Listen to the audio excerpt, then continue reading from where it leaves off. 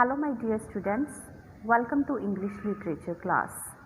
Students, we started reading the chapter number 12, Boyhood Days, written by Booker T. Washington of class 7th. We have already discussed the page number 94, 95 and 96 और यहाँ तक हमने पढ़ा कि जो Booker T Washington है वो अपने अर्ली डेज ऑफ फ्रीडम के बारे में, अपने चाइल्डहुड की बात कर रहे हैं। यहाँ पे उनकी ऑटोबायोग्राफी का एक पार्ट है जो कि बॉयहुड डेज चैप्टर है और वो बता रहे थे कि कैसे जो कलर्ड पीपल, ब्लैक पीपल थे, वहाँ उनके लिए कोई स्कूल नहीं था और वो कितने ज़्यादा इंटरेस्टेड थे पढ़ने में। और वहाँ पे एक यंग बॉय आया था, यंग कलर्ड बॉय, जो न्यूज़पेपर पढ़ सकता था। ठीक है, तब कितना ज़्यादा लोगों ने इंटरेस्ट दिखाया और उसके बाद वहाँ पे स्कूल ओपन करने की बातें शुरू हुई। ठीक है, और तब क्या हुआ, स्कूल ओपन हुआ, उसमें टीचर भी अपॉइंट किया गया और स्कूल्स में काफ़ी ज़्यादा रश रहने लगा। Day school, night school, Sunday schools open हो गए। ठीक है, और लोग जो है बहुत ज़्यादा इंटरेस्टेड थे। Now reading from the page number 97. The inauguration of the school in the Kanwa Valley, however, brought to me one of the disappointments that I ever experienced. I had been working at a salt furnace for several months, and my father had discovered that I was earning money for the family. So, when the school opened, he decided that he could not spare me from my work. This decision seemed to cloud my ambition. The disappointment was more as from my place to work, I could see the happy children passing to and from school, mornings and afternoons. Okay, so students, अब जो writer है Booker T Washington, वो बता रहे हैं कि जब कानवा वैली में स्कूल ओपन हुआ, न्यू स्कूल की इनॉग्रेशन हुई, तब उनकी लाइफ में एक और मतलब डिसअपॉइंटमेंट आई। वो बहुत ज़्यादा उनकी लाइफ में निराशा आई थी, क्योंकि तब जो बुकर टी वॉशिंगटन है वो एक सॉल्ट फर्नेस में काम कर रहे थे। ठीक है, और उनके जो फादर हैं वो चाहते थे कि वो उस काम को ना छोड़ें, क्योंकि वो वहाँ पे काफ़ी अच्छी मनी अर्न कर रहे थे अपनी फैमिली के लिए, सर्वाइव करने के लिए। Fine, When the school opened, he decided that he could not spare me from my work. तो उसके फादर ने उनको स्कूल जाने के लिए मना कर दिया कि वो उसको काम से मतलब फ्री टाइम नहीं देंगे। ओके, तो जब उनके फादर ने ऐसा बताया तो उन्हें लगा कि जैसे उनकी लाइफ का जो एम है, एम्बिशन है, वो अब मतलब ख़त्म होने जा रहा है, कि वो कभी नहीं पढ़ सकेंगे। ठीक है, और बहुत ज़्यादा निराशा उन्हें तब होती थी जब when he was watching the happy children, जब वो देखते थे हैप्पी चिल्ड्रन को जो कि स्कूल से आते थे, स्कूल जाते थे, मॉर्निंग आफ्टरनून, जब वो उन बच्चों को देखते थे, क्योंकि जो उनका स्कूल था वो उनकी सॉल्ट फर्नेस के मतलब रास्ते से होकर जाता था। Okay, my mother sympathized with me in my disappointment and sought to comfort me in all the ways she could and to help me find a way to learn. After a while, I succeeded in making arrangements with the teacher to give me some lessons at night after the day's work was done. These night lessons were so welcome that I think I learned more at night than the other children did during the day. But my heart was still set upon going to the day school, and I did not let any opportunity slip to push my case. अब क्या हुआ, जो Washington बता रहे हैं कि उनकी mother ने उनकी काफ़ी ज़्यादा हेल्प की इस निराशा से बाहर आने के लिए, और धीरे धीरे उन्होंने अपने जो स्कूल टीचर्स हैं उनसे काम लेना स्टार्ट कर दिया, ताकि वो जो काम है वो नाइट टाइम अपना स्कूल वर्क कर सके। और उन्हें लग रहा था कि वो काफ़ी ज़्यादा अच्छा लर्न कर रहे हैं, इवन जो डे टाइम स्कूल है उससे ज़्यादा, उन बच्चों से ज़्यादा अच्छा सीख रहे हैं। पर फिर भी उन्हें मतलब कहीं ना कहीं ये चीज़ हो रही थी उनका, but my heart was still set upon going, पर फिर भी उनका मन था कि वो डे स्कूल में जाएं और वो कोई भी ऐसी अपॉर्चुनिटी खोना नहीं चाहते थे। Finally, I won. I was permitted to go to the school in the day for a few months with the understanding that I would have to rise early in the morning and work in the furnace till 9 o'clock and return immediately after school closed in the afternoon for at least 2 more hours of work. Okay, then he got permission to go to school. Okay, the writer got permission to go to school before going to the salt furnace.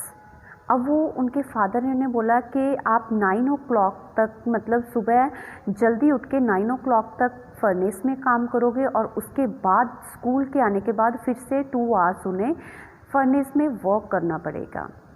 The schoolhouse was some distance from the furnace, and as I had to work till 9 o'clock and the school opened at 9, I found myself in a difficulty. School would always be begun before I reached, and sometimes my class had recited. Okay, now the writer described that his furnace was far away from the school and school's opening time was 9 o'clock. तो उनके लिए बहुत ज़्यादा problem आती थी कि 9 o'clock ही उन्हें furnace से छुट्टी मिलती थी और स्कूल भी पहुंचना होता था.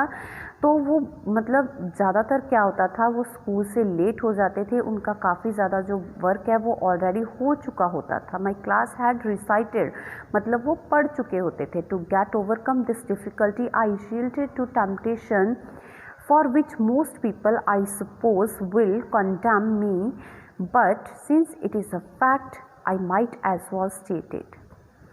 तो अब उन्होंने सोचा कि इस मुसीबत से निकलने के लिए to get overcome this difficulty, इस मुसीबत से निकलने के लिए मैंने भी कोई ऐसा रास्ता, लुभावना रास्ता अपनाया, जैसे कि जो मैं अगर कहूँ कि मैं ये चीज़ बताने जा रहा हूँ, I suppose the people will condemn me, मुझे इस चीज़ के लिए शायद गलत कहा जाएगा. ठीक है, पर बहुत सारे लोग ऐसा करते हैं. But since it is a fact, पर ये एक सच्चाई है और मैं इसे बताऊंगा कि मैंने इस डिफ़िकल्टी से बाहर आने के लिए क्या किया.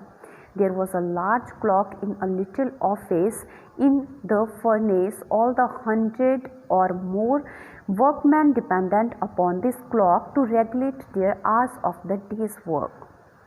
I got the idea that the way for me to reach school on time was to move the clock hands from 8:30 up to the 9 o'clock mark.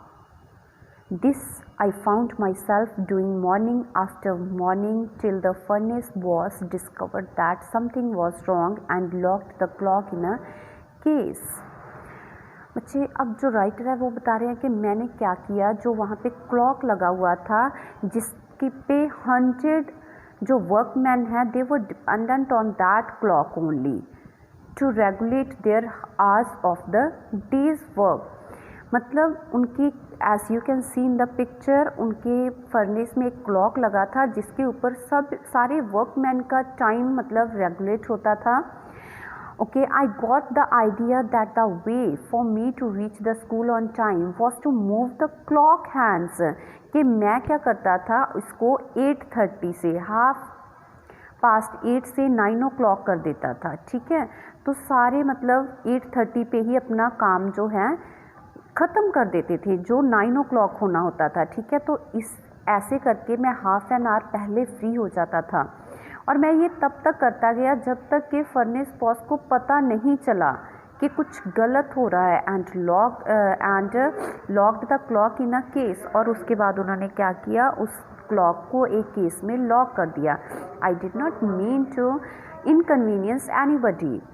Now he is saying that he did not want to hurt anybody. वो किसी को hurt नहीं करना चाहते थे. I simply meant to reach that school house in time. उनका सिर्फ यही मकसद था कि वो स्कूल में टाइम पे पहुंच सके.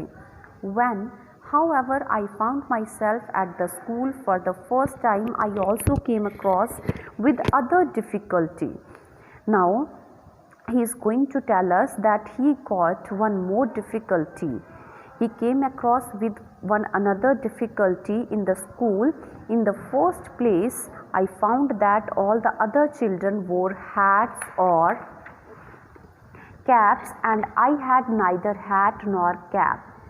अब वो बोल रहे हैं कि जब मैं स्कूल गया तो मैंने देखा कि सारे बच्चों ने हैट्स और कैप्स डाल रखी थी. In fact I do not remember that up to the time of going to school I had ever worn any kind of covering upon my head. But of course when I saw how all the other boys were dressed I began to feel quite uncomfortable.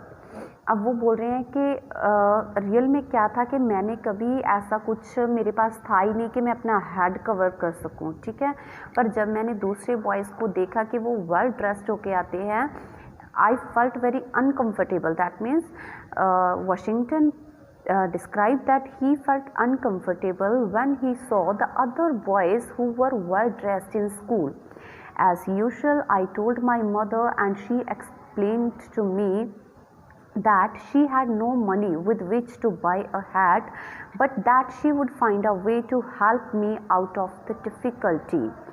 She accordingly got 2 pieces of homespun and sewed them together, and I was soon the proud possessor of my first cap.